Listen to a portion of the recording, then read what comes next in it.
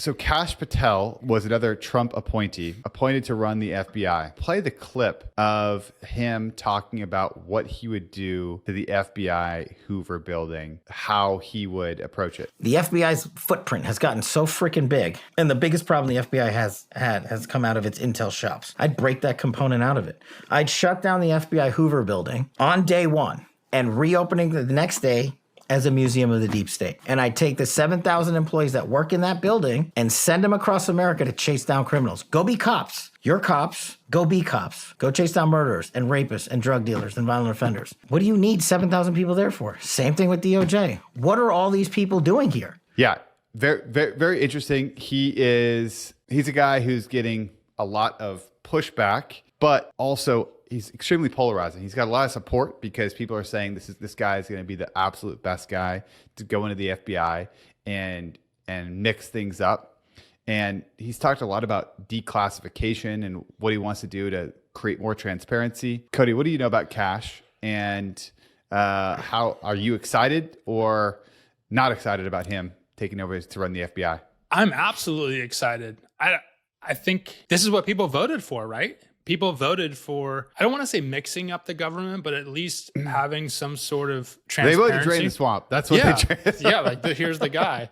There's another funny meme of Vivek next to Kash, and Vivek's like this cleaned up, like polished dude, and he speaks perfectly. And then you got Kash who just like says stuff that you're like, whoa, this is really uncomfortable. And he's like almost like he's the hitman, and then Vivek's like the sales stuff. guy. Yeah, it was like the guy who sells it than the implementer. Yeah, exactly. Yeah. So I think overall this will be good. I don't know. Who knows what's going to happen? Maybe there's going to be so much friction with Kash and with the people who are within the FBI that there's going to be problems. But isn't that what people want? People want to know what happened with the JFK files. This guy's read the entire file. They want to know what happened with 9/11 and all the funny business with the Pentagon money that disappeared and all the after investigations with the Saudis. Yeah. That guy's read all of it.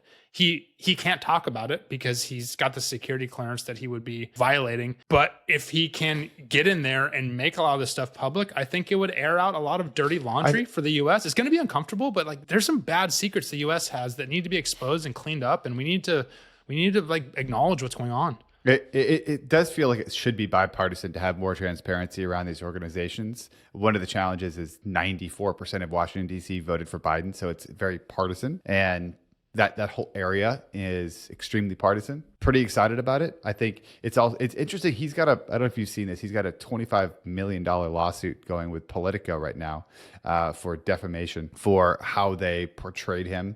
I think in like 2019. And yeah, I mean, a lot of the people on the left say he's like a Trump loyalist and he's just going to create this partisan FBI. My argument there is that it feels like it's already pretty partisan, and I could be totally off. But when you think about the voting percentage in DC, who's voting for Biden, the establishment kind of quote deep state group, it seems like it should be a bipartisan thing, that there should be more transparency, more efficiency. I mean, I saw Bernie came out and endorsed what Elon was doing and said, "Hey, this is great for the country. He's right."